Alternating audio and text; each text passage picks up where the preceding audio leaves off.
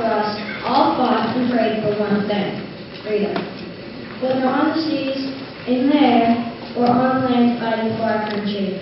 Through rain, snow, tough seas, and the bullets that were fired for this one thing, freedom. We thank the people who fought for this country. We say the Pledge of Allegiance every day to remember those who served and who are serving at this time. In order to show that we care, respect, and are thankful for everything they do for us.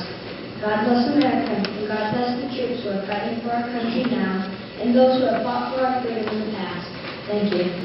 The veterans here with us today served in a range of America's past military engagements from World War II to Iraq to Afghanistan. They belong to different generations, come from different backgrounds, and have taken different paths in leaving the military. But one thing that unites them is their willingness to give the ultimate sacrifice in defense of our freedoms and liberties. But I think you'll find that there's something else that all of these veterans in the room share, and that is humility about their service and their contribution. They describe their feeling of being notified to go on the trip as winning the lottery, a kid at Christmas, and like my father told me that I could go to the movies. Some share their stories for the very first time. Some relive what they describe as the best and the worst memories. Most say their service shaped their lives. For all, they are forever grateful that they took the journey. The long day went by in a heartbeat. They will cherish the memories of the day. They were honored, admired, recognized, thanked, and spoiled. They all asked why. Why me? We did what we had to do. The real heroes didn't come home. For one, he came to every welcome home in Manchester since his trip in September of 2009. No matter how late it was, he and his wife were there to hold the tall flag because he wanted those veterans who experienced the same thing that he did when he got off the plane so late at night.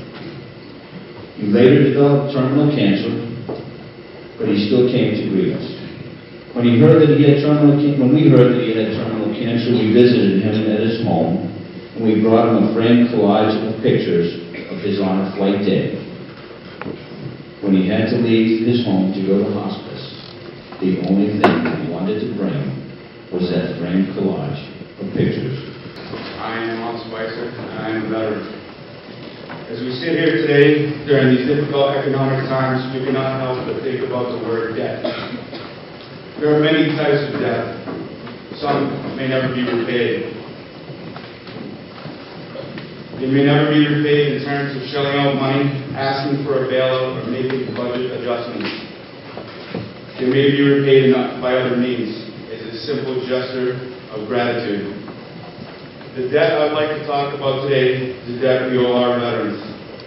We owe our veterans a great deal because without their commitment and sacrifice, the United States of America that we know today would not exist. Our only means of repayment is respect and a simple thank you for their service, and let us not forget their families. Our veterans have done many different things. They have stormed the beaches of Normandy, jumped out of perfectly good airplanes, trudged through the jungles of Vietnam, spent countless hours on ships and submarines, helping liberate Kuwait, froze in the mountains of Afghanistan, and caught Saddam Hussein, just to name a few things, all in defense of our freedom. Veterans do not look for accolades, ribbons, or their faces in a newspaper.